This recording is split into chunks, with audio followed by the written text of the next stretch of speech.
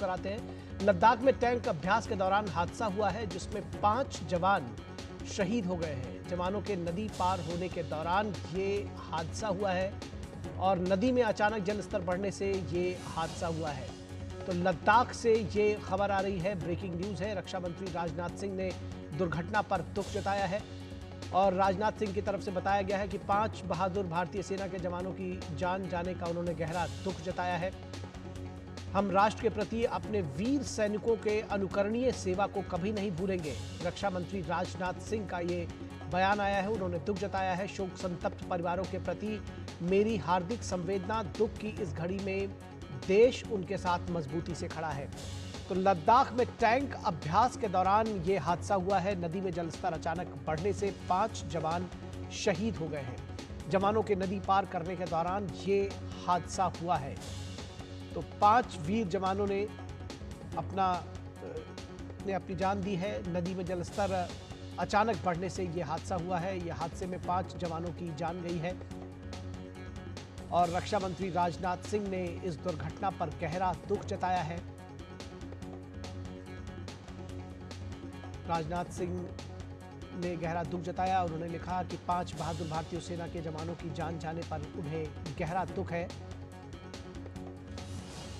हम राष्ट्र के प्रति अपने वीर सैनिकों की अनुकरणीय सेवा को कभी नहीं भूलेंगे, ये रक्षा मंत्री राजनाथ सिंह का कहना है।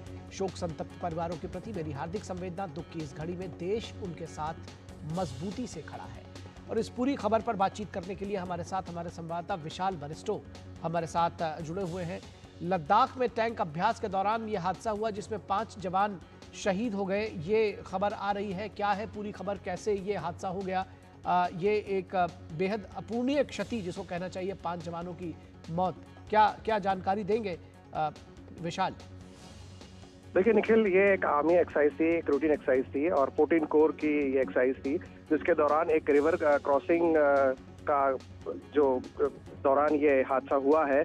कल रात की ये घटना है और इस पर आपने रक्षा मंत्री का ट्वीट देखा। 5 जवान जो है वो उनकी इस एक्सरसाइज के दौरान पानी में बहने से उनकी मृत्यु हुई है और ये एक अपूरणीय क्षति है। लेकिन फौज में एक्सरसाइज के दौरान इस तरह की घटना हो सकती है, लेकिन ये जो आपने रक्षा मंत्री का बयान देखा कि वो पूरी सरकार, रक्षा मंत्रालय, जो लोग इस घटना के अंदर शहीद हो गए उनके साथ और उनके परिवार के साथ पूरी तरह से खड़े हैं और देश, हम सब मिलकर इन जो लोग शहीद हुए हैं उनकी इस दुख भरी घड़ी में उनके परिवार के साथ हैं।